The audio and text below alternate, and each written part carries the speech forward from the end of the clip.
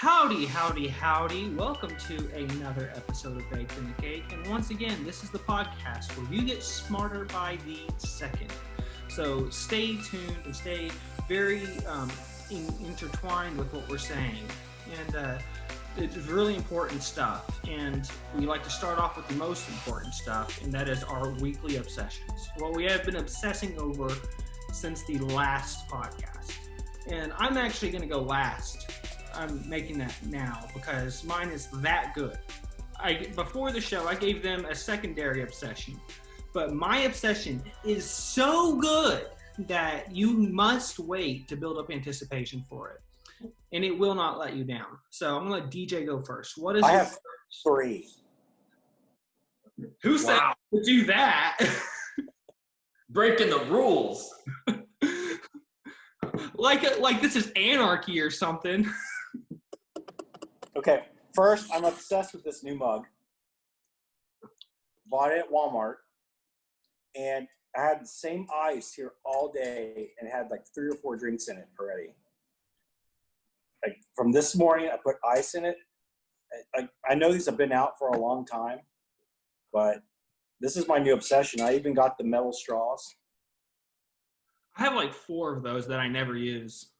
Did you like you said drinks? So it's not like you said, I put water in there each time or coffee in there each time. Are you mixing? Put water twice and 2 Cokes. I heard margarita. Did you do water? You did water first 2 times and then 2 Cokes. 2 sodas. Okay. I was gonna say, if you did it the other way around, that's just kind of like gross water. I drink water during the day and stuff. The second one is, I could probably mention that one next week. Well, I started tennis lessons. Hey! I played tennis in high school. That was terrible. I played in junior high, and racquetball and tennis don't mix, but because of COVID, I can't play racquetball right now.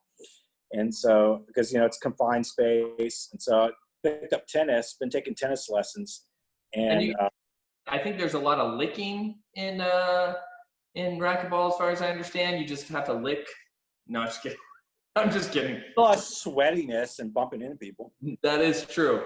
My dad and my brother love to play racquetball, and it just kills my shoulder. So I never play with them. They just destroy me. They can hit it so much harder than I can. Yeah, I love racquetball, and I love playing all the time. But being in a confined room with another person, and you're coming in within inches of each other all the time. And so I picked up. And I'm playing with John on Sunday, our friend, mutual friend, John. You're playing John from church? Yeah. All right. So I had 2 lessons. I had my second one yesterday. That's fantastic. Yeah. All right. So, has John been playing for a while? I don't know. Okay. He's been wanting to play racquetball forever. And I said, well, we're not doing racquetball right now, so let's go play tennis. And so we agreed to play tomorrow on Sunday. I'm excited to hear the results of that game. But you gotta come play. When are you gonna play? I'm very beginner. I'm probably in his area, your area. No, when? What day did you say? Sunday. All right. Maybe I will. We'll see. Late afternoon. Because I'm a beginner, basically. What's your third obsession? I've been watching the show Space Force. That actually fits in really well with our topic later on. Does it? Does. Okay. Yeah.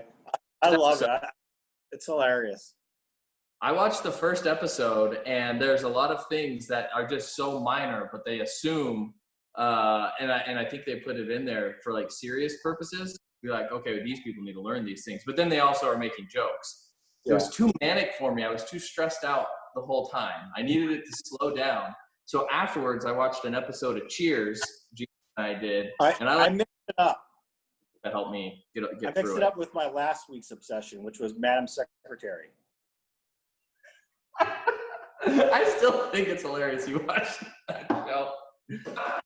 So I was watching Space Force right before we started this. I watched 3 episodes, and I've already watched. I'm almost done with it, actually. I do not like the show. I'm going to finish it because I love Steve Carell. I don't think it's funny. The only thing that has happened that is hilarious. Spoiler. Spoiler. I'm not gonna spoil it. Is you'll think it's funny when I mention it though. Is in episode 2 with the monkey.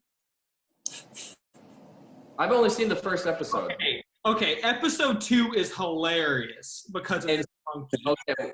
Then don't say anything. My wife's within earshot, and I don't want to spoil anything for her. Okay, yeah. So the monkey's funny, but you're right. This show, it is filled with critical theory everywhere, and I never know if it's taking it seriously or making fun of it either. Sometimes it's obvious it's making fun of it, but sometimes it's like, I don't know. So obviously, we're talking about critical theory in a moment. Yeah. What's your obsessions? Okay, we'll get to that. Okay, so you know what I've been doing the most is I'll go sit out on my front porch for several hours while my kids play outside, and I just sit on a rock. That's all I do. I just sit on a rock. I interrupted you. Say it again. Oh, okay. So I'm working from home, and so basically at the end of the day, the kids, it depends on what they were able to do, but I'll just go sit out on the porch for about 2 hours and just rock back and forth and listen to music or something, maybe a podcast. And they're out there playing, doing crazy things. And I just sit down on the porch and rock back and forth. And that has been my obsession. I'll go out there, I'll take all my phone calls out on my porch. So I get a phone call, where I'm going to be on a meeting for 15, 20 minutes. I'll go sit out on my porch, start rocking away, just have my earbuds in. And the earbuds for listening to the phone call, not for listening to music. And so my obsession is my porch. And I have been on it a lot. And we got some great rocking chairs. And I just sit out there, watch kids go by, watch people drive around. There's a bunch of houses or lots selling in our neighborhood, so people are still driving around a lot. That's my obsession. Nice. Derek's so bored. Derek is unimpressed with my obsession. I do that all the time. Well, I'm just saying now it's picked up, so I've been doing it a ton. So I thought of another one. Since you said you listen to podcasts, I'm going to say this is another obsession of mine that I've started before I get to my big one. And that is Renewing Your Mind podcast. And one. Who does that one? R.C. Sproul. Oh, that's right. And it's like 25 minutes of the best, like theologically dense and spiritual and like meaningful Bible study I've ever heard on a podcast. It's great. What is it called? Renewing Your Mind with R.C. Sproul, but it's perfect for my commute. So I live 25 minutes away from work, so I drive and I get one episode done a day, and they get a new episode like every day. So there's this big backlog and all these episodes coming in, and it's not R.C. Sproul, all of it R.C. Sproul. It'll be like Andrew Lawson and some other people too in there. It's pretty and it's limited now because R.C. Sproul has died. Yeah, so that kind of prevented him from participating anymore. So here's all right. I just subscribed to it. I'll listen to some. Yeah, listen to it. So the big one is dun dun dun dun dun dun dun dun dun dun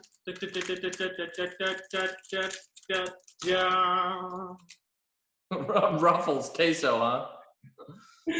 So not Ruffles sour cream and cheddar, not Ruffles cheddar or cheese or whatever Ruffle cheese flavor you want to talk about.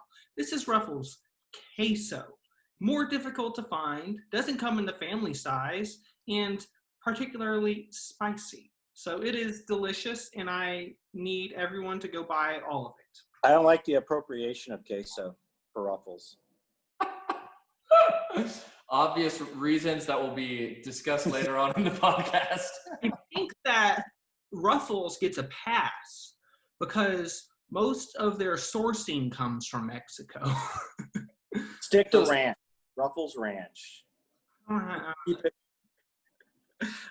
So they're oppressing the people the workers down in Mexico. Yeah, all those people they gave jobs to, gosh. All the queso farmers. All those. I wonder how much real queso is in that bag. It feels pretty legit. I'm gonna be honest. I think that's a real queso right there. Okay, so segueing into our actual topic for the evening, which is Kyle's idea. I did not bring this up. And you probably have heard this term before, but didn't know what it was and didn't realize the impact that it has had in our culture, because That's me. That was a case for me. Is critical theory. Critical theory.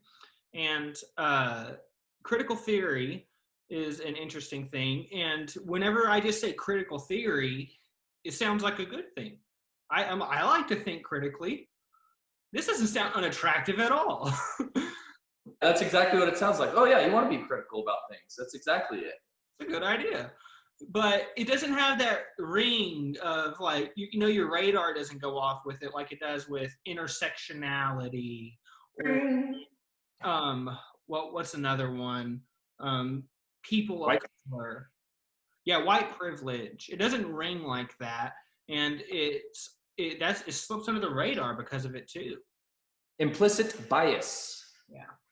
Yeah. So, Kyle, did you have anything you wanted to discuss about critical theory? Well, first, hold on. First, Yeah. I know that the timing of this podcast is suspect, but this was on the plans for several weeks now. Before kind of the current events in the world right now, dealing around George Floyd and the results of that. And so this really wasn't reactionary, though it seems to be right on topic. Maybe like a little explanation about what critical theory is for people that were like me less than like 30 minutes ago. Yeah. Go ahead, Derek. I have the definition when you just Google it pulled up. Do we want to go with that? No? I didn't Google it. Okay. Well, you can try. Okay, so I'll just say it's the reflective assessment and critique of society and culture to reveal and challenge power structures. It argues that social problems are influenced and created more by societal structures and cultural assumptions than by individual and psychological factors, which is lacking a little bit. I would add, from the article that I read from you, Kyle, I think it's important to put in there that this is a worldview that we look, that's a point of view that people would choose to look at the world through. I think that's more important. Well, for some resources that people might want to check out after listening to us. I've known about this for several years, but there's a guy named Voddie Baucham. So that's V as in Victor, Oddie, and he's on YouTube and he talks about this stuff. He's a reformer. If you text me these names, I'll put the links and stuff in our notes. Yeah. And so he does really good. He lays out what it is and how it's been applied. And then another website where it's some essays on it is Shenvia Apologetics. And so that will be in the links below this podcast. But yeah, so those are some good resources to go to. That's where I went to recently, but a little bit of my history is I grew up in Oregon and I went to public schools there. And then I went to the University of Oregon, which is one of the most liberal schools in all of the land. And then I went to one of the most liberal law schools in Southern California. And so I've learned about this all along the way. But the thing is, they don't actually teach critical theory as a theory, like you might teach socialism or capitalism or some sort of, the theory of quantum physics or whatever. It is infused in how you talk about it. And that's kind of the sneaky part about it. So I show up my freshman year of college in 2000 at University of Oregon, and all of a sudden I realize that I'm the most evil person in society because I'm a white Anglo Protestant male. I've oppressed all of these people. Back then, I kind of thought it was a joke. I didn't realize, and it wasn't very prevalent as it is now, but it was just becoming more prevalent. And I was like, that's a joke. And I kind of learned about it. And I was like, yep, don't agree with those assumptions or principles, and they're not biblical. So that's where I came from. And then as I just started, I was a political science major, and I still love studying politics. And so as I started seeing it get infused there, I was like, oh, this is really interesting. So critical theory comes from cultural Marxism, which comes from Marxism. That's the thing, okay? So Karl Marx, right? Communist Manifesto, the workers of the world unite. And eventually I think he has, I don't know if it's called epochs or periods of time, but there was the ancient times, and then there's the feudal times. Now we're in the capitalist times. And eventually there'd be a glorious revolution, right? The glorious revolution would happen, and then communism would come along. And so that was his theory. Now, the thing is, the glorious revolution never happened. So in comes cultural Marxism. And cultural Marxism came in to try and explain why the economic revolution didn't appear.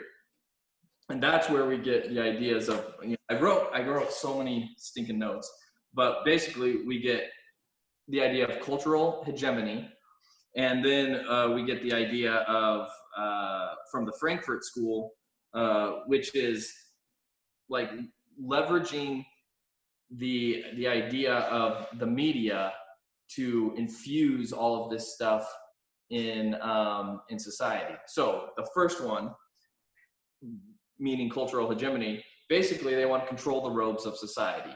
So professors, judges, politicians, and the clergy, right?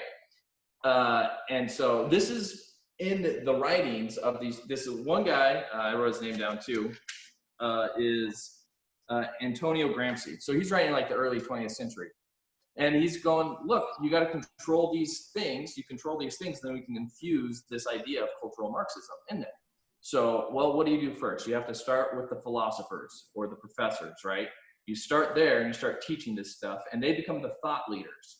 And then they help form the ideas that politicians can then start espousing, okay? These politicians start espousing it, and the way that the politicians start winning is by promising you everything under the moon. We'll do this, we'll do that. So the politicians start getting elected, right? As the politicians get elected, they start appointing these terrible judges, right? So the judges now are coming under the wings of the society. And most recently, even though it's been happening for decades, but most recently, the clergy, several mainstream evangelical churches are espousing this critical theory ideology. So that's like the quick and dirty of it from that portion of it. And then there's another section called the Frankfurt School. It literally came from a school in Frankfurt, Germany. A bunch of professors were there like around World War I or shortly thereafter. But then what happened is after World War I, they escaped Germany. They went, and then they came to America in like the 30s. And they basically set up shop at Columbia University. So they started espousing all of these types of ideas about oppression, right? And so in Marxist theory, it's the workers are oppressed by the proletariat, right? So then they just started going, well, you know what? What other areas are we going to start showing you that there's oppression? All right. So the way that I'm going on for a long time, but the way that they start to the Frankfurt School, they start to set up a cultural hegemony, right? So they would say that our cultural hegemony is white, male, cisgendered people, right? And so if you are not a part of that group, then you are a minority, and you are being oppressed by that group, right? And so there's always the minorities who are always fighting against the oppression of the majority, which in this sense is, in our culture, it would be white, male, cisgendered, at the very top is how they view it. And so because of that, they start to infuse every single topic with well, what is the critical theory? How can we critically view why why there are not more women who are CEOs? How come there's not more women who are lawyers? How come there's not more Black people who are this, or there's not more minorities who are that, right? So they infuse into every aspect. So on a side note, it's a little thing I thought was interesting. You take the people who used to actually study icebergs used to be great explorers, right? Because you had to be super tough and strong to go do that. And so they were like, the critical theory became, they started criticizing why it was so man-centric, and that their findings, couldn't be accurate because it was so man-centric. And you're like, well, hold on a second. You are like not studying what the numbers they've actually produced. You're just looking at it going, well, how come there's, 99% of the explorers back in 1920 were all men? And instead of looking at something other than oppression, they go, oh, well, this is clearly happens due to oppression, rather than the fact that maybe more men are more willing to go and explore. Maybe men had to endure harsh circumstances. A propensity of men can endure more harsh weather. Not every man can do that. That's the whole thing. They take what I would just say and they go, what, you saying women can't do that? You go, no, I'm not saying that. I'm saying that there's probably some very tough women who go camping that I hate camping. I don't go do that. But the point is that's what it is. But what they don't do is, or if they do start to do it, then critical theory implodes on itself. So let me give you an example. What they will do is say, this is where it's going to get close to home. What they will say is that Black people are being oppressed in our society by the police. Okay? But they won't recognize that, and I don't agree with this, but if they're going to say that, then you would really say that all men are being oppressed in our society, because like 90% of the people who actually end up going to jail are men. Now, I think that there are other reasons for that, right? But if you look at the scale and the outcome of what these statistics show, they're going to go, oh, look, all these Black people are in jail, these Black people get shot. And so that leads to oppression and racism. And they don't necessarily go, well, maybe there's other reasons that account for this, right? And Thomas Sowell, that's another guy that people might want to read about. He just does some great breakdowns in economics, and just like, not even economics, he just kind of goes, well, let's look at it this way. How many people who are in prison, white, Black, whatever, are, come from single parent households or from dual parent households? And it's just like, you're like 20 times more likely to go to jail if you come from a single parent household. So it just it's stark in contrast. So that is kind of the down and dirty way that critical theory came about. It was through Marxism, but then they were like, hey, the Great Glorious Revolution didn't happen. So then it came through cultural Marxism. They try and get the rogues, right? The judges, the politicians, the clergy, and then they also use media, right, to do that, right? So they eventually, because media didn't used to be super liberal, right? But they infused that, and they started using that to teach this type of theory. Do you think that this cultural change and the things that we're seeing right now, the things you just talked about seeing, I don't know, liberal professors, like the clergy, the media, do you think that's like purposely done? Like someone's behind the scenes orchestrating that? Because, as ignorant as I am, as skeptical as I am, it's hard for me to see that this is kind of an active, intentional movement taking place. I don't think that there's one person doing it, but I think that there are these schools of thought, right? And so if you think about in terms of economics, right? There's the Marxist theory of economics. There's the Austrian theory of economics, so the Chicago School of Economics, and the most famous one is tentatively what we practice, which is I forgot his name, but bull and bear markets, and spend when the economy's down and stuff. So those are economic theories, and schools espouse those, and sometimes they catch wind and sometimes they don't, and then they have major impacts on society. And so yes, I do, because they started with goals, right? And they said, first we're going to infiltrate academia, right? So they did, and basically 90% of academia are leftists. They would ascribe to this type of theory. So they purposely went into academia to take over as professors. Well, they are there. The Frankfurt School, they were already professors.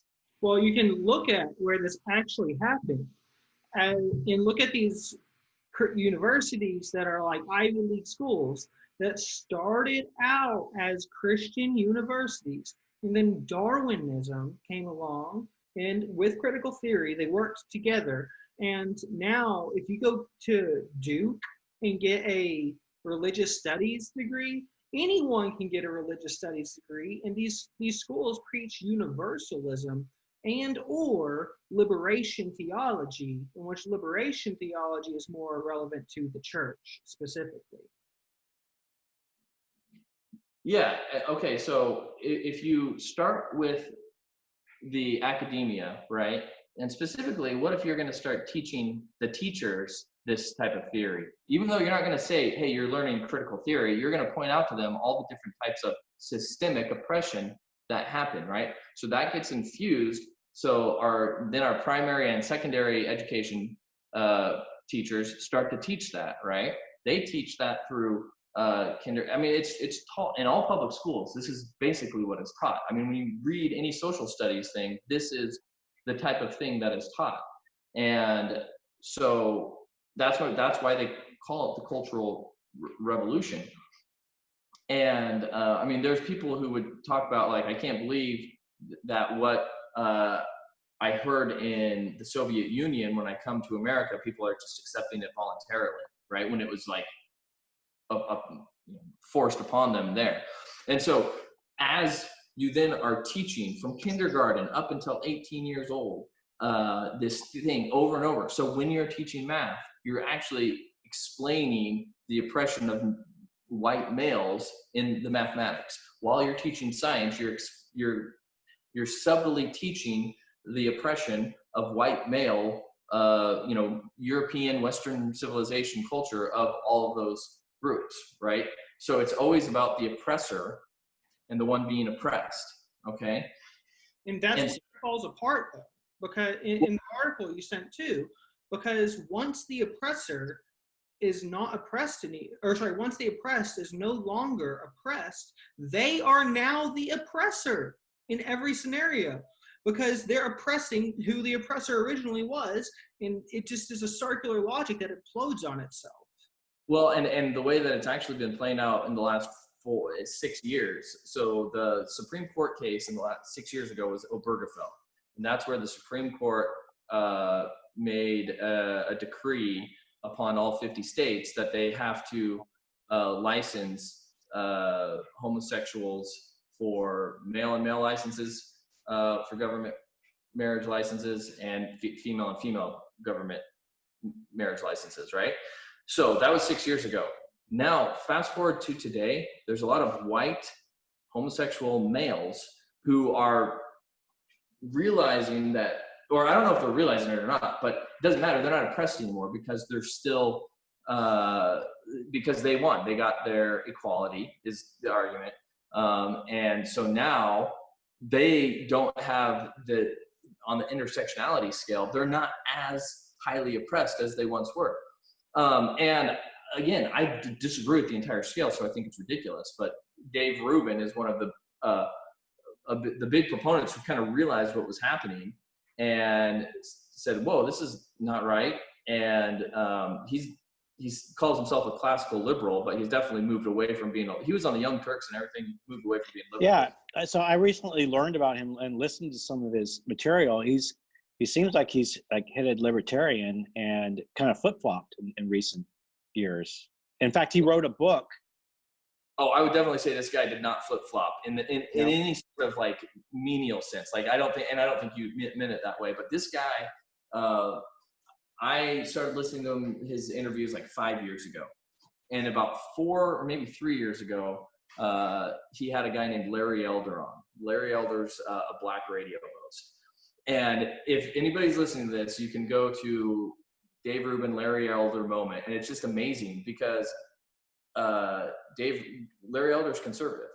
Dave Rubin is espousing these ideas of systemic oppression and fundamental systemic oppression and different things like that.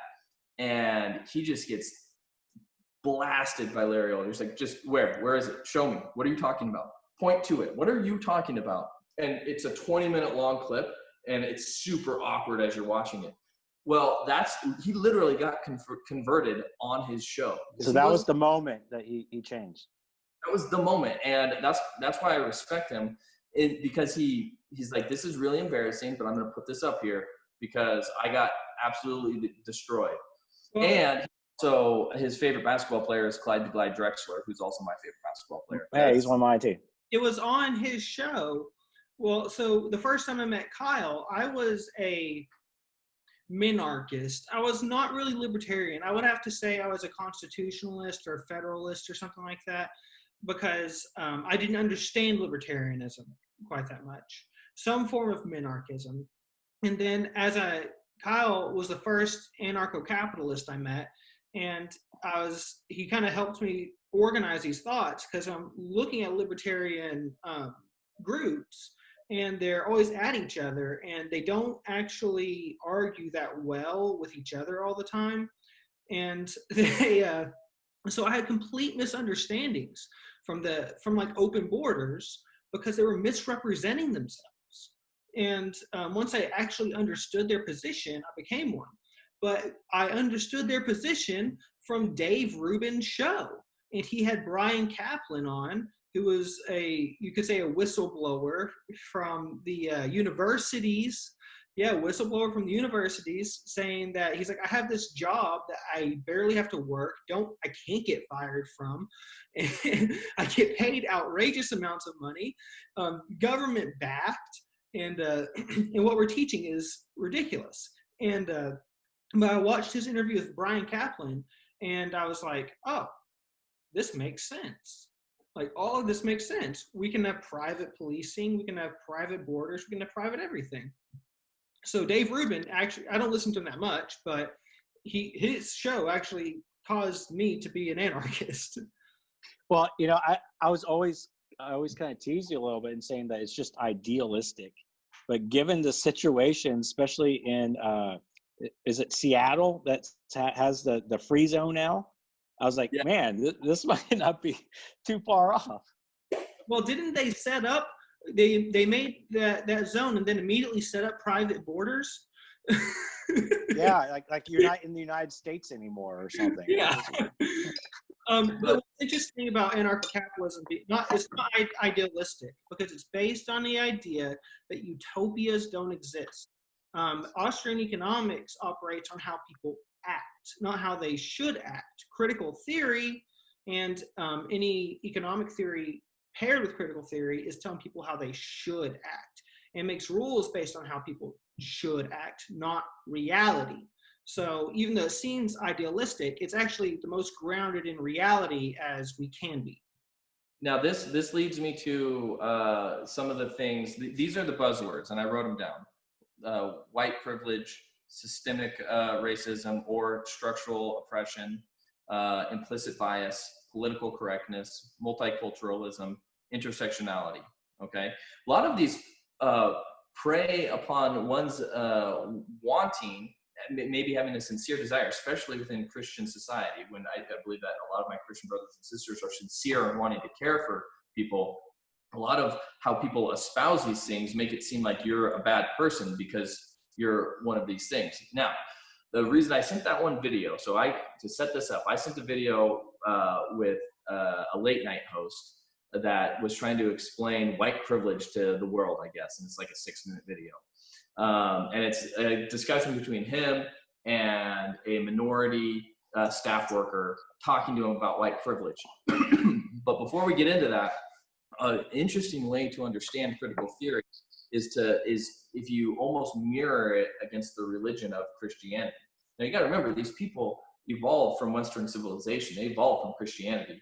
And so they're just, once you take God out of it, then it's really hard to come up with a moral system.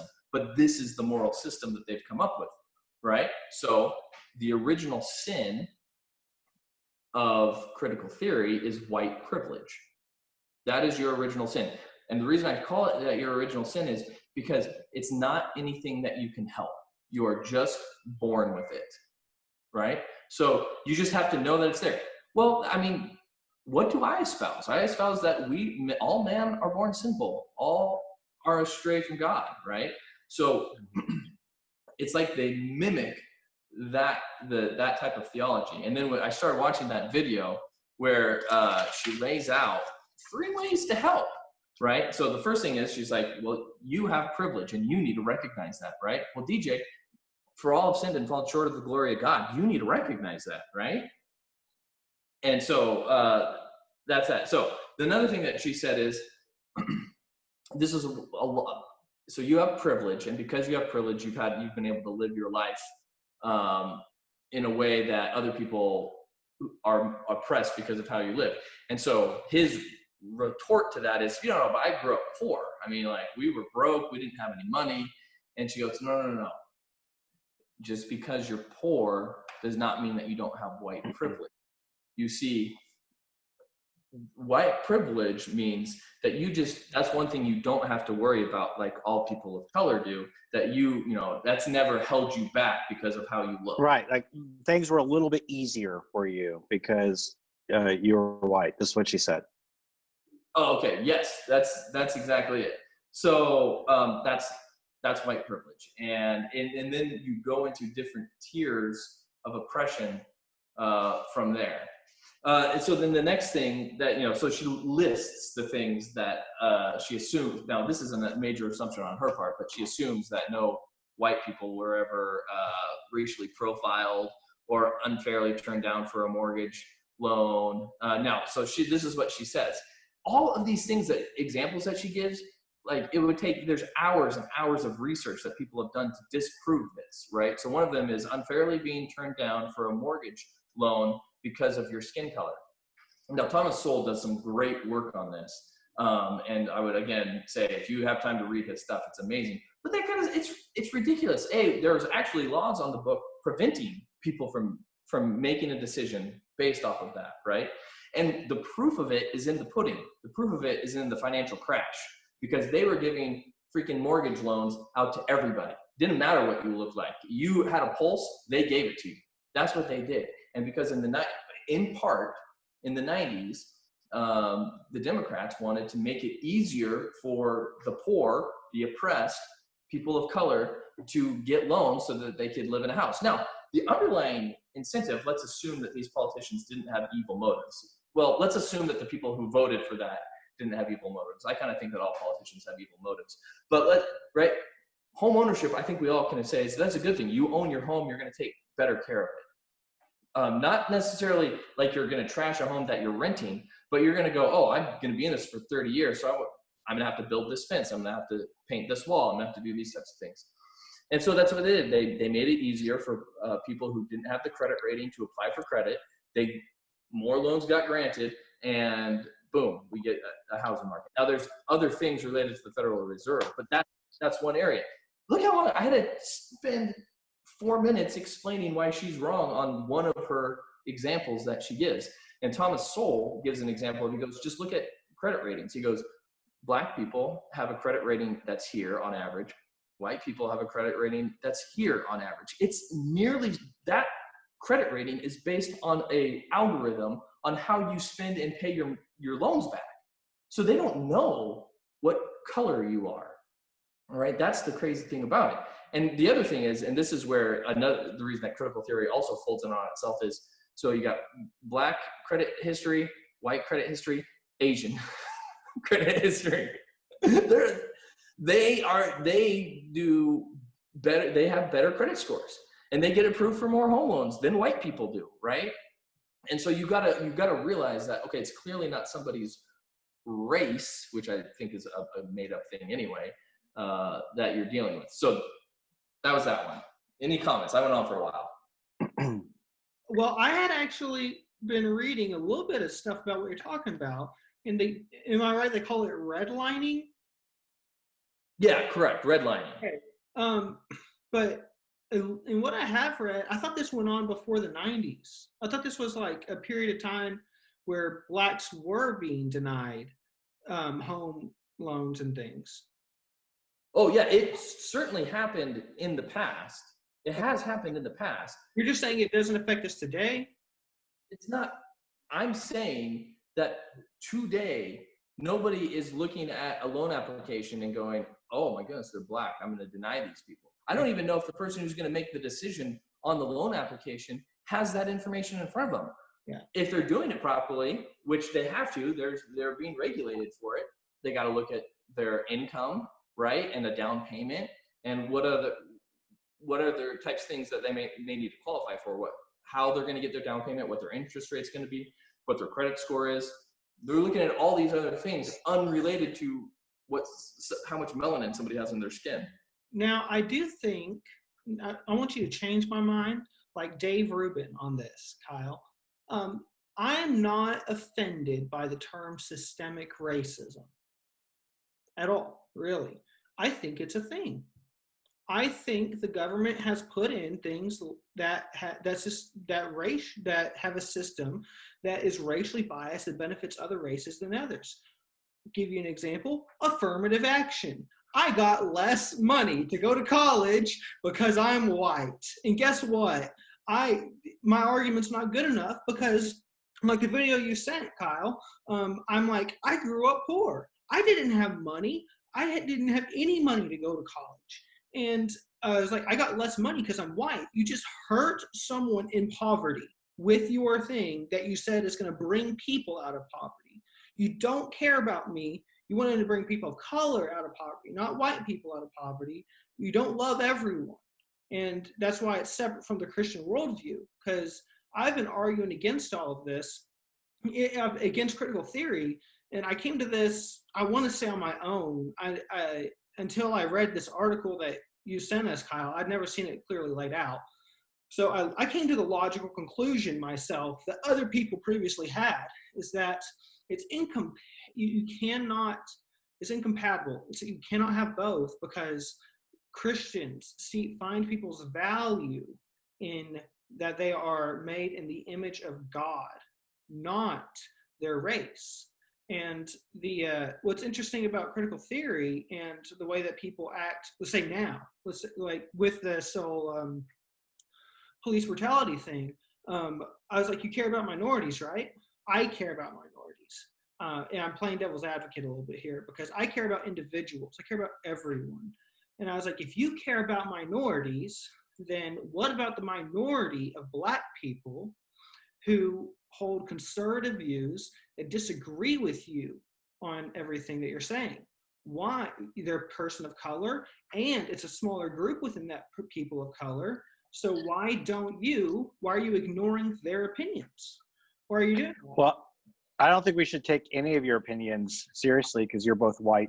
Well, and I'm the only minority. I'm kidding. You're making my point, DJ, because I said it is typically white liberals that are ignoring the minority within minority of Black minorities. I'm like, but when a white person says something that agrees, aligns with critical theory, we take it seriously.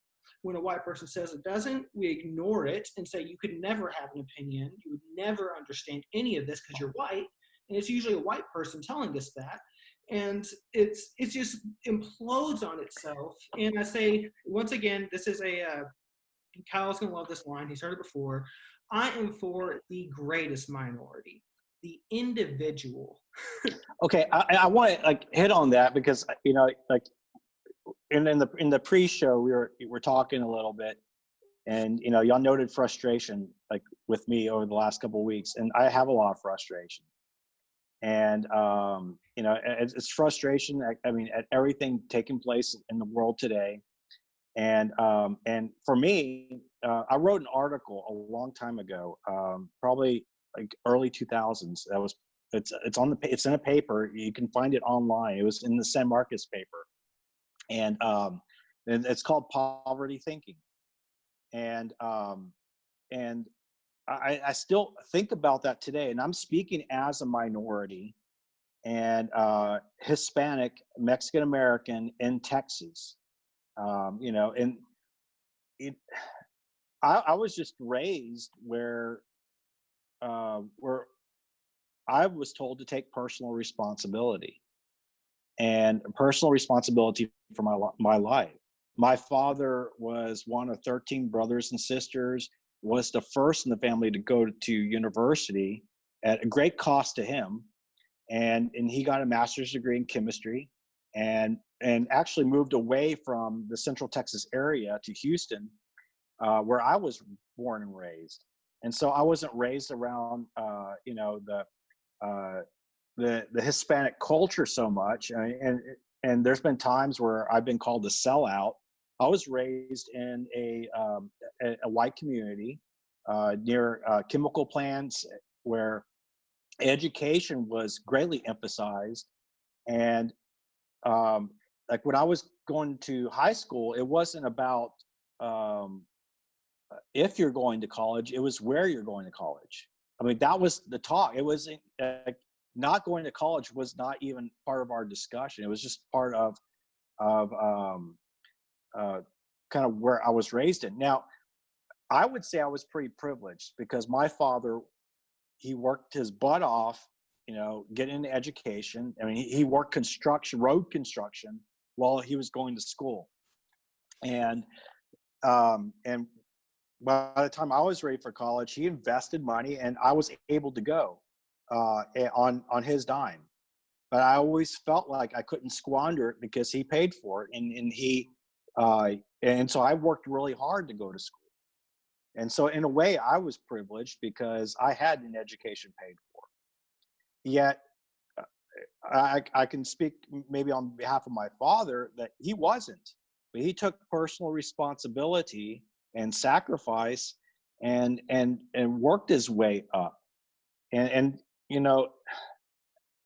there's been times where I've been called like a sellout by people or other Hispanics just because I don't know Spanish, just because I'm not so familiar with the culture around me. But my father always told me that you take personal responsibility. You're not a victim of anyone else. You're not a victim of the government. You're not a victim of racism, of society. And, I think that's kind of what's missing here is we go from the individual, like you were saying, Derek, to a generalization, race, a generalization that's, gender identity. And what we totally miss out on are cops, a generalization, all cops are bad. And that's not real. I mean, it goes down to individuals. And, I think that's kind of the, I see it played out in Christianity quite a bit because of, you guys know my emphasis on discipleship, getting to know someone, getting to know their life.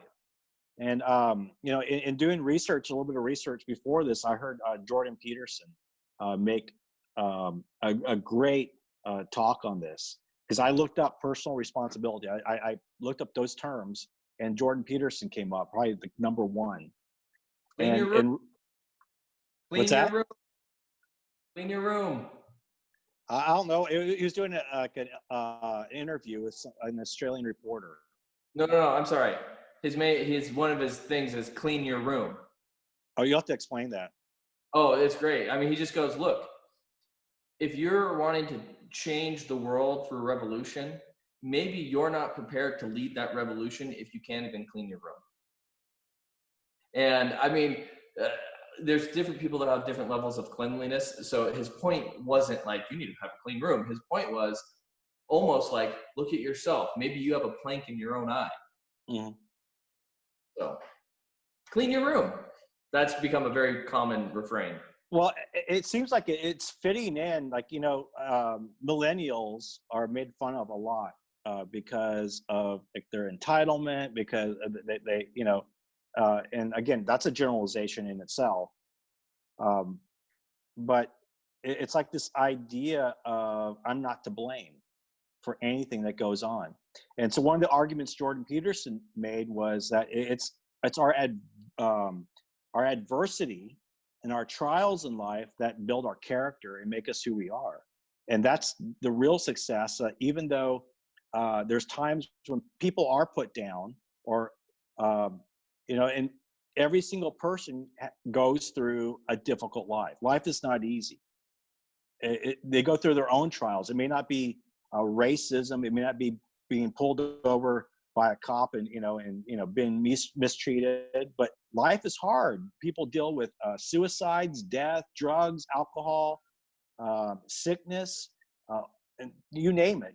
Life is difficult. Everyone's going through their own situation, but it's those adversities that make up the overcoming those adversities make up the best part of our characters. That's how we're refined. And I just can't get over the fact that we think that there's like this big racism taking place when we had an African American president not too long ago.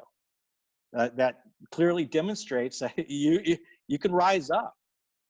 Well, I don't know. That's my frustration. You can hear the frustration in my tone, I'm sure. Well, it's contrary to the Bible. And it really is. The Bible teaches individualism, and that's where you find your worth, is in how the Creator. And I think he made it in this article, is like critical theory is opposed to Christianity because God is all powerful, all sovereign, and we would be oppressed by God. We are not oppressed by God. We are oppressed by our own sin.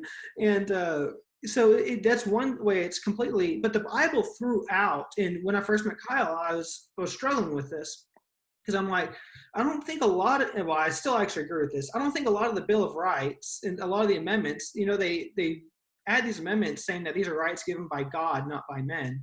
And I'm like, I don't think a lot of these rights are given in the Bible. Right. So I was struggling with that, and I realized with myself, it was an idolatry issue, is that I relied on that document, the Bill of Rights, for my rights and identity even more than I did the Bible. And I didn't know, or God himself, not, the word, but God himself. And so I needed to find my individualism as a person made in the image of God. And that goes completely against also, and it's baked in the cakes, right? I mean, baked in the cake, yeah, and it goes against victimhood mentality. I hear the Good Samaritan parable is being preached a lot nowadays because of all this going on, and people don't get it. The reason Jesus is telling that parable is because of the Pharisees. The meaning of that parable is what it means to the Pharisees. And guess what? We're the Pharisees. We're not the victim in there at all. And we, like Kyle said, clean your room. That's where you got to start. And but whenever you say you're talking about rising up, I do think that people are victimized. It's okay to acknowledge that, and not everyone is. I'm going to say this is going to offend some people. They say not everyone can rise. Get their bootstraps up and rise above. And I'm like, not everyone has the same level of competency either, because you have people who are more competent that come from worse situations that rise above, and people who were born in better situations that can never gain any farther. So it really comes down to personal competency, and we're not equal opportunity doesn't equal outcome. But when you see people like Ben Carson, who came from like lowest of lows and they're extremely successful, but when you take someone in a minority and you keep telling them that they're a victim, no matter what they do, they're going to be a victim. You will be a victim the rest of your life, and specifically over things that didn't happen in your lifetime or anyone else around you. I was never a slave owner, and they were never, no one I know was ever a slave. The only slave we've been to is a slave to sin. And so we can't, to tell someone, you say you're Latino, you're Black, you're Indian, you're Native American, like you will not be able to rise above that, is what they're saying. They're saying because of your skin color, you will never achieve what these cisgendered white males achieve. And it is the most racist thing I can think of. It is absolutely racist. I was shocked one time because I was interviewing somebody from my work and along my job, and this is a person that's dying.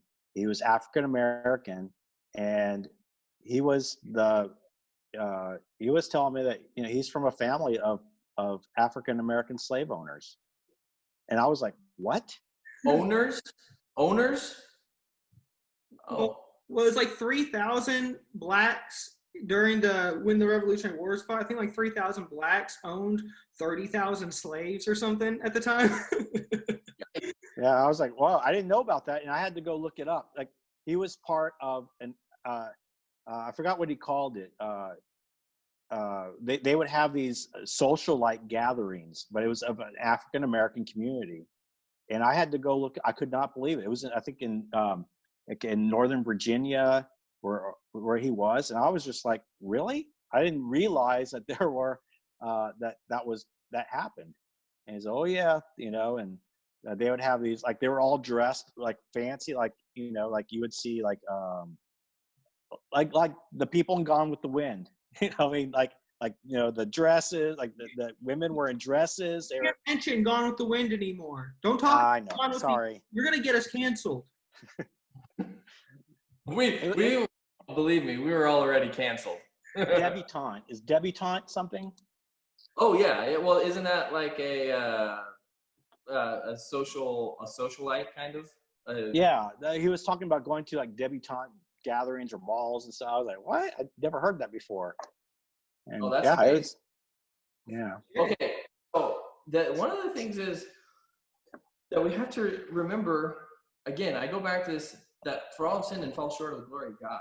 And so this where social justice comes in. Social justice. We need to have social justice. And I say, well, A, that's meaningless, and I think it's racist. But B, no, we don't necessarily want justice, because when it does come, if you don't have Jesus, you're going to be damned to hell. That's the thing. That's what justice is. Yeah. That literally is. You will be damned to hell if you are not on Jesus' side. That's what he says.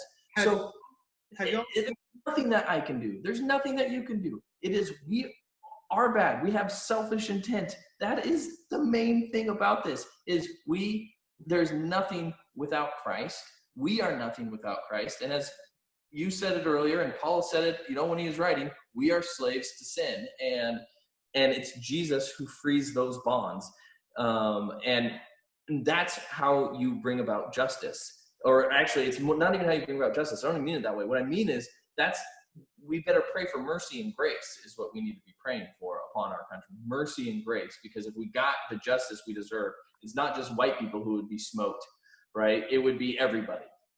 Well, have you seen, dang it, Kyle, of course you have not seen it because you're not active on any social media. The Babylon Bee changed their logo here recently. Did you see it, DJ? Yeah. It's hilarious. It's their normal bee, but it's got rainbows on it. It's got the rainbow colors, and then at the bottom it says, "Please don't flood us." So yeah, I didn't know. I was following somebody on Twitter. I didn't know who it was. Seth Dillon. I didn't know who he was. I guess he's like one of the creators of the Babylon Bee. Oh, I've heard him talk before. I didn't remember his name. Yeah, it was pretty hilarious. Yeah, like in the movie Noah, like even like the way, like, have you guys seen the movie Noah? I did. Wait, this is great. One of the articles from the Babylon Bee, I would never have guessed that this is actually real. If I would have read this, I'd be like, oh, that's a funny joke. But Seattle protesters abolish police, replaced with squads of armed individuals tasked with whatever. It blanks out after that, but that's hilarious because it's a joke site, and they literally wrote a real article there. Isn't that crazy? Yeah. Yeah. So, Well, have you seen Noah? Yeah, I've seen that. So in the movie Noah, it kind of misrepresents. I mean, there's a lot of problems with it. So I think we can agree with that. But it tries to portray that there's an innocent person killed in the movie, and the Bible's pretty clear. There was no one. yeah. I mean, except Noah's family that was considered, righteous enough to get into the ark. But it tries to present like God's unfair, because he killed an innocent person, and there just wasn't one. And I probably said it before on the podcast, but we like to think that we would be one of the guys on the boat. No, we would be one of the ones wiped off the earth. Yeah. And the truth of the matter is that, like you said, we're all guilty. We're all sinful. We're all, I mean, not even to boast in that, but even in our sinfulness and in our inability to live rightly, we do get this grace in Christ. And what I love about Jesus is that when we read about him, we see that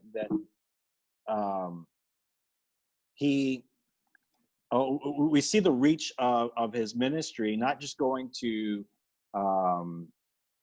the Jews at the time, but to Samaritans, to different walks of life, to Gentiles, to the centurions, he personally interacts with all types, and despite what the racism was going on at the time. So I think critical theory is so interesting because it's really difficult to talk about at the same time, because people don't realize how this has been baked in the cake.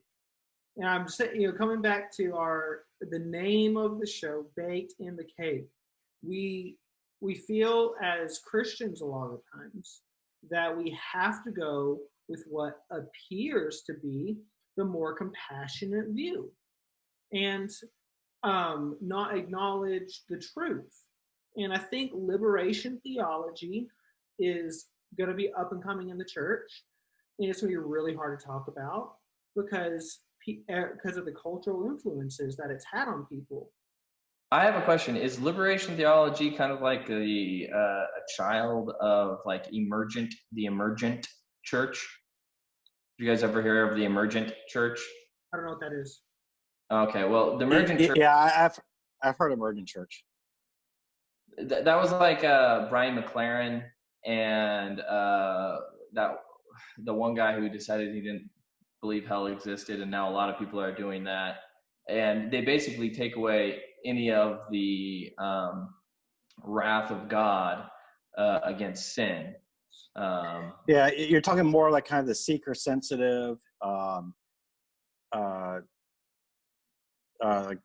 even like a more focus on a social gospel type thing. Yeah, well, that's why I don't like the social gospel either. And it's like the gospel is the gospel. It's good news. It's very specific. It is related to your spiritual life and your spiritual well-being. And so when people go, well, yeah, but Jesus did this or Jesus did that, it's like, yeah, every time he did that, it ended with, now go and sin no more. Yeah. That's what, go and sin no more. What's interesting about this is that whenever you're so far away from the gospel, I think this is good. This is like a telltale sign of a church that is not the church and is not preaching the gospel. When you're so far away from the gospel, every solution you come up with say you do or don't agree with critical theory, but every solution you come up with is enforced by the state. And the only way that you're going to change any of this is through the state, because and they tell you to go vote and vote this way and do this way and try to get people elected. And I'm like, well, guess what? The state is not the church at all. I'm like, the state does things that God despises. It is abhorrible to God. And we cannot, like, one of my things is that I realized how much horrible things that I was at least complicit with the state. And so I'm not going to vote. I'm not, because I don't want to be tied to whatever it is. I don't. Like, it hurts my conscience to be able to go do this or to vote, and then the state goes and do this and that, and I'm complicit. I'm complicit in what's happening. So just by that, I'm like, get rid of all your state solutions, because God never told us to go infiltrate our government to change the world. He didn't. He said, preach the gospel to people and care for the needy, and bear the fruit of the Spirit and do things like that. And whenever a church, their only solution to everything is to get you to go out and vote, and that's obviously not furthering the kingdom at all. It's not the way we were told to further the kingdom. Voting is two parties, because there are other party options, but not really. Well, in America, it's two parties. Yeah, America's two parties. So what voting is nowadays is two parties arguing how stolen money gets spent and how they're going to force someone to live in a certain way. That's all it is, whether you believe the gospel or not. And it doesn't matter how you force them to live. You can try to force them to live a moral life. They're dead in their sin. You did nothing for them. You did not get them the message that God has tasked his church, Christ's bride, to bring to them. So that's why that's one of the things that has led me to just completely denounce anything with government, even though I love the show. I kind of like the show, the Dog and Pony show, really. Yeah, I think where I'm ending up is that I don't have to participate in this argument. I don't have to, this is not the discussion I want to be a part of. And I know, I have friends that are being forced to participate in this discussion, or they're canceled. And, I don't want to participate in it, and I don't have to. Go ahead. I think my focus is that I agree that it's the gospel that changes things. It's the that God created us, He loves us, and it's through who I share Christ and His grace and His love and what He did for us with other people. But that doesn't happen from a general perspective. It's not to a race, it's to an individual that I talk to. It's the people that I come alongside and whoever God allows me to get to know, whoever He I believe God chooses people that come into my life, and vice versa, given different circumstances and different places in life, and allows us the opportunity just to impart what Christ has taught us and what He's and what He did for us. And those are the discussions that I want to focus on, not the big broader thing. And what frustrates me is that it seems like there's a with everything going on, you're forced to make a choice. Mm-hmm. Well, and here's why, and because this is what I was running into in Oregon with a lot of my friends there, because I realized, I'm like, ooh, how are you coming to this conclusion? Because it's not, I'm like, show me in the Bible where racial reconciliation is a thing, right? Show me in the Bible where white privilege is a thing. Show me in the Bible where only one set of people have sinned and not another set of people. And the reason I say that is because now within the church specifically, like I used to think it was huge, and I still think it's huge, that if you are not a proponent of God's sovereignty and one's salvation, I think that makes a very big difference on how you'll view the world the rest of your life. And I used to argue or discuss or, say, hey, this is how I think that it will affect people in the long run, and people who go to churches who espouse those types of things. But so then I have some friends who are part of large organizations, who work for large organizations in the Northwest, who work with authors who write best-selling books and stuff like that. So I was like, I have no influence over any individual, but I have some really close friends that started espousing social justice in how they would speak. And I was just like, well, hold on a second, because social justice is based upon the idea that there is white privilege, that there is an implicit bias, right? So you're going to start to infuse these things in what ministries your church is doing. And it is rampant, and it became extremely apparent to me in the last several months, and how people would respond to COVID-19, the lockdowns, and then most recently to how people are responding and say how the certain churches are saying you should respond or shouldn't respond to the riots going on. And so I would plead with some of these people, and I would, I would say, hey, read this book, read that book. They would give me some books to read. And, so there's this one book, and I'm not even going to say it because it was such trash, but I knew the author. And a friend of mine who's a pastor and worked at a Christian organization that had like 30,000 members suggested it to me. And he goes, I thought it was really good. And actually, the part of it was really good because he really identified some terrible things that happened to Black people throughout the history of the United States. And it's just, without a doubt, it was terrible. But his solutions just made no sense, because to me, the solution is preach the gospel, preach the gospel, preach the gospel. He was racial reconciliation. He talked about implicit bias and know your implicit bias. The problem with implicit bias is, by definition, you can't know your implicit bias. It's just there. It's nothing that you can help. Right. And as much as they've tested it, you don't get the same results. Right. You just can't repeat the result of whether you're racist or not, or bigoted. Yeah.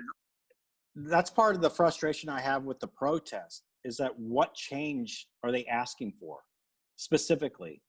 Well, they did. Like what law do you want to see changed that stops cops from killing Black people? I mean, the cops that killed Floyd were arrested. They were, they're, what do you want to see? What do you want to see happen? Like, that can happen. I mean, is it just protesting in general? Here, this is what happened. So I agree with the protests still going. Let me tell you why. What? This is the way I talk. Get used to it. So I agree with the protest. So what the state does is they'll indict these officers on this, and they'll do, and then later on, when the protests die down, they'll extend the trial way too long for the attention span of a lot of people. They did this with Freddie Gray, and I don't even remember all that much about the Freddie Gray situation, other than a few months later, the judge just lets him off the hook. And so, I think it is important for the protest to continue, but at the same time, they're arguing ultimately for more and more statism, which is the problem anyways.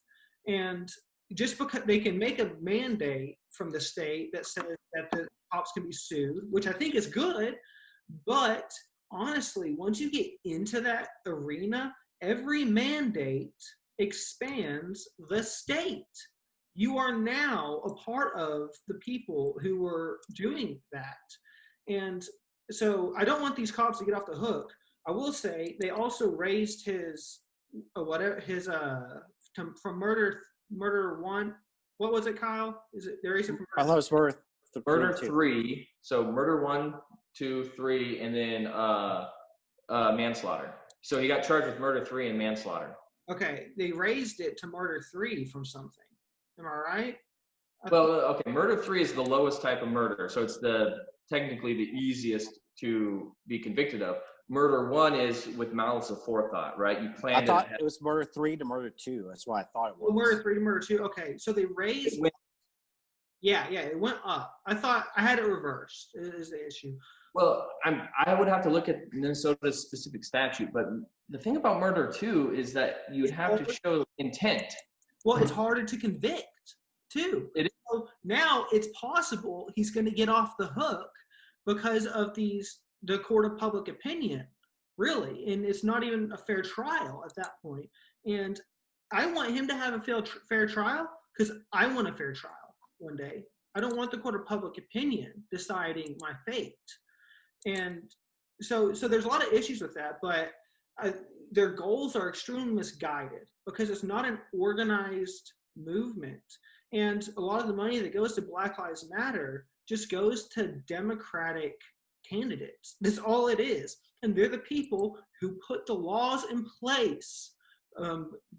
Biden and Clinton, they're the ones who put the laws in place that have imprisoned the most Black males of anything for nonviolent crimes, destroyed the nuclear family, like what you're saying, marriage, single-parent households. They create single-parent households and causes Black communities. And if they really, really wanted to solve their issues, racism without the monopoly of violence behind them, which is the state, all racism is a bad idea. That's all it is. You can't stop people from being racist. You can't. We will never defeat racism. And that's what their goal is to defeat racism. They explicitly say it, and they have no real idea of what they're doing. It's Well, that's because, to me, the people at the top are like politicians or things like that. So it is, to me, you're going to have a war against terrorism, and you're going to have a war against poverty, and you're going to have a war against crime, and you're going to have a war against drugs. Well, those things are never going to go away, so the wars never go away, but the money goes up. And I read the Black Lives Matter's What We Believe page, and they want to destroy the family. They literally say they want to destroy the heteronormative Western cultural style of family. Like, they don't want to have two parents in the household. Well, that's proven is that people tend to go to jail more often, tend to do drugs more often, tend to commit crimes more often if they don't have two parents in the household. And anybody who's like the New York Times, the 1619 Project or whatever they call it, who's attribute any of the downfalls of any Black people today to racism back then, Thomas Sowell, again, read him. His books are on audio on YouTube. Brilliant guy. He points out that families were more likely to stay together during slavery than they are now. It's like 70%. Back then it was like 15 to 20%. Families stayed together back then, and that was a consistent theme all the way up until like the 60s. And then it just, like, divorce rates skyrocketed. I mean, it was like 10-15% divorce rate before the 60s, and then now it's either huge or nobody's getting married, and like 70% of Black children are born out of wedlock. I think 40% of white children are born out of wedlock without a father in the home. Like, God created these structures for a reason. He created a father and a mother to raise a child together, right? He created the church not to go, oh, there's social justice, there's whiteness, there's this, there's that, but to say, here's the gospel and this is the solution. And to the extent that a government can be righteous and just and actually use its powers in a non-aggressive way, he did that too. He just, unfortunately, the only time that the government's actually going to work is when Jesus comes back, in my opinion. Because he's the only one who has the right to use force. Yeah. So my main point, I guess, around the subject is that it really is just incompatible. And what you're pointing out now is another issue, is the family unit. When the philosophy behind this idea is to destroy the family unit, the thing that God created the patrilocal family, which is part of the patriarchy, with the head of the household that protects the woman.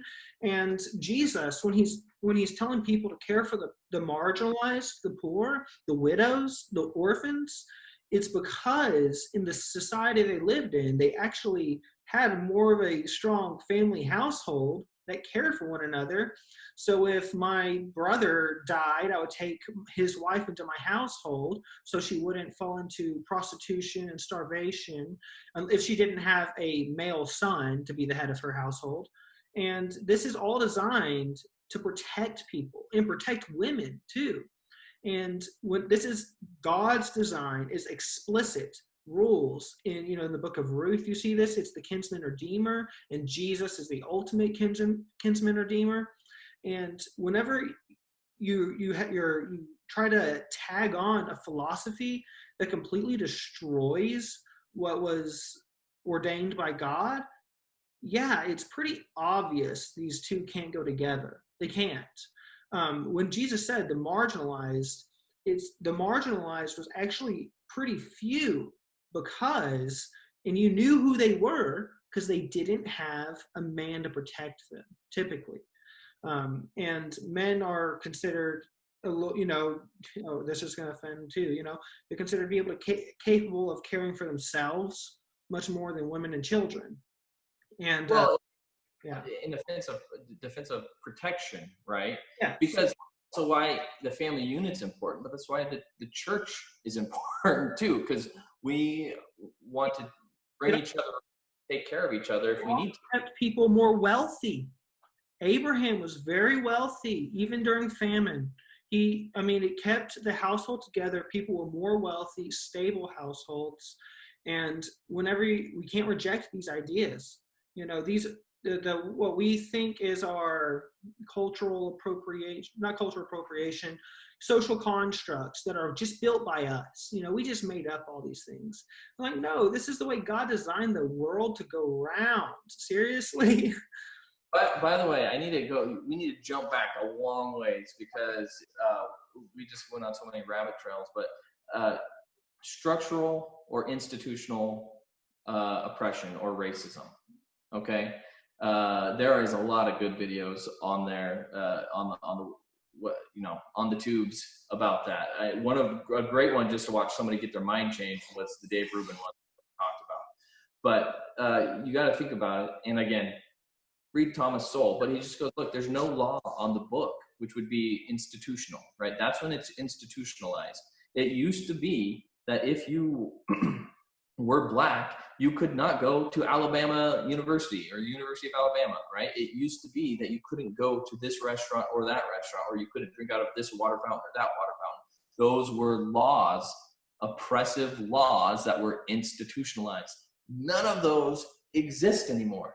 They just don't, okay? And so then they'll have to say structural. It's in the structure. It's how it's built. That's going to do, that leads to racism.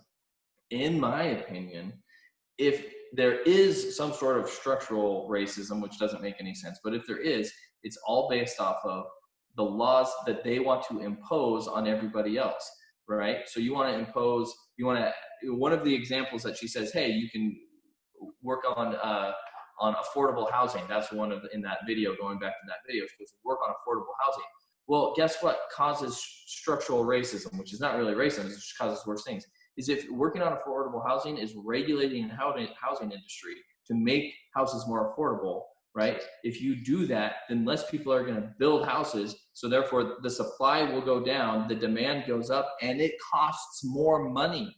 So therefore, they have hurt poor people because the cost of housing is so high, right? And so they'll come up with these ideas that are intended to help, and they do the exact opposite. So another one, minimum wage, which I know everyone harps on, that literally makes it harder for poor people to get jobs, right? To build skills to possibly get a better job, right? And they use these statistics that these, so-and-so people work for minimum wage for X, what they don't tell you is that after 9 months, almost nobody stays on minimum wage. If you stay on minimum wage for more than 9 months, then you really do have specific issues if you can't get a raise from that job. It's the minimum wage of whether it's a government issue or just the fact that I'm going to go, well, you know what, you're worth a nickel an hour to me, but that's what I'll give to you until people build themselves up. I worked for free. When I first graduated law school, there was no job whatsoever. It was 2011 and things were just garbage in the economy. I worked for free for 2.5 months to prove that I was worth being hired, and I got hired. So to make your point further on the minimum wage thing and hurting low-income Americans. So I say I want to hire an employee. I run a furniture business. I do want to hire an employee. It's not worth me my time to hire an employee until I need to hire 5 to 6 employees, honestly, because I have to start paying unemployment taxes and all these other things. The government discourages me from hiring someone, and they say jobs are scarce. They are kind of right now. People got laid off.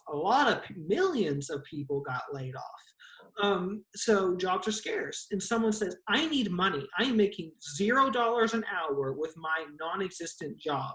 Derek, can you hire me? I'll even work for $7.24 an hour.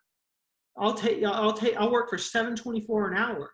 And I say, oh, I would love to hire you, but I can't afford, I have to pay you $7.25, and I can't afford $7.25. So you get 0.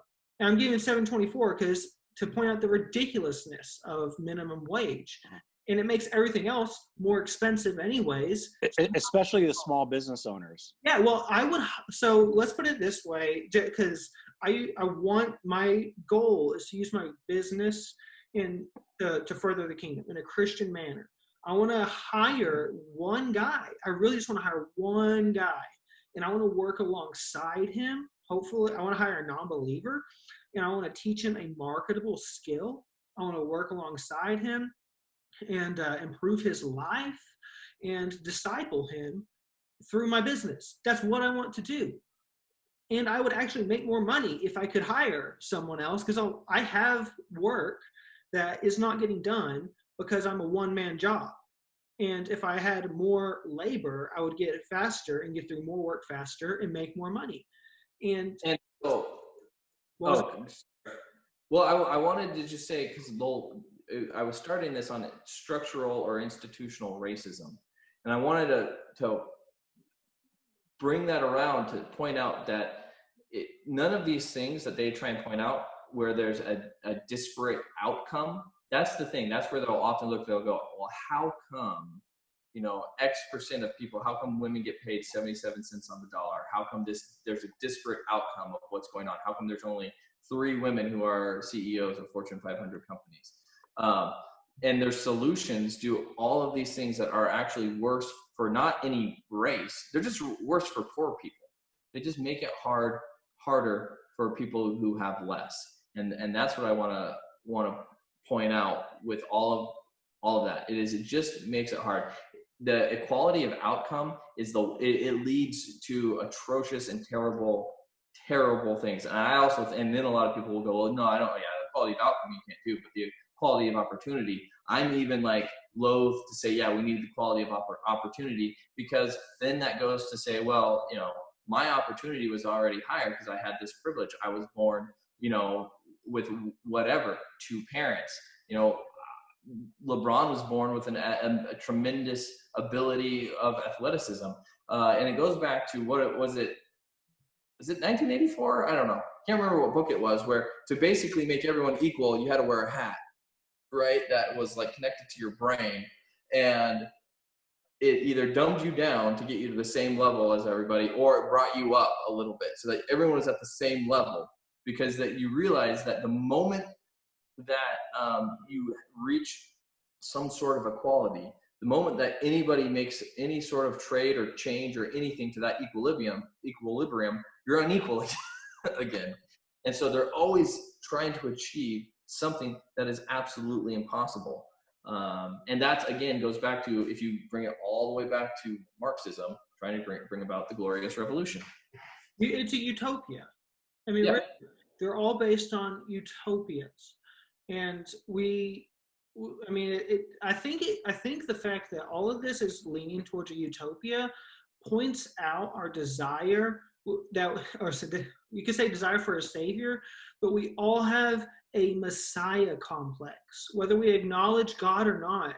Everyone's got this Messiah complex, and if you truly satisfy that with the gospel, that Messiah complex is rightly directed. You do need a Messiah, but it's not the state. It's not the state. The state only hurts. Every time the state comes in to save the Black community with X social program or more policing, they just, more policing, they destroy the family even more for nonviolent crimes. They turn nonviolent crimes violent because they're going to they're going to break the law anyways. They're going to resist the police. The police get more militarized. They start, whenever all you have is a hammer, everything looks like a nail. And the police start getting more and more militarized and start oppressing and hurting the people more. And the more you police, the worse it gets. Honestly, it's a circular logic, because the police gets more violent, then they get more violent. But a lot of these solutions, they keep looking to the state to make all these solutions, but none of it the state will not save you. They have no desire to save you. People want to argue for police reform really bad right now. Abolish the police. You even hear that. And have you not heard that, Kyle? Oh, that's defund the police is the main thing that's going around, which doesn't make any sense. I've heard it's defund the police, and I've also heard abolish the police too, but they don't understand that. Well, they haven't thought through all of this.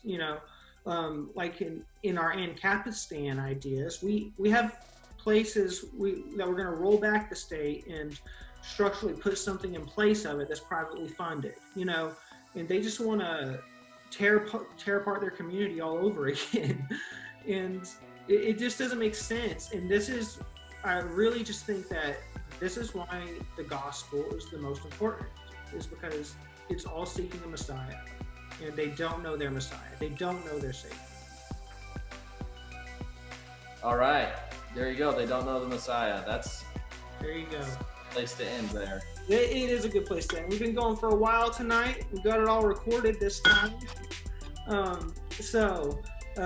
Yes, we have deconstructed, we've critically thought about critical theory, and tell us what you think. Have you even heard the term critical theory? Where did you hear it? And is it negative? Just tell us what you think. Argue with us about critical theory. And leave a comment, subscribe for more of this, and come back next time and we'll address another topic that we think is baked in the cake. All right, that's our show for today. Thank you.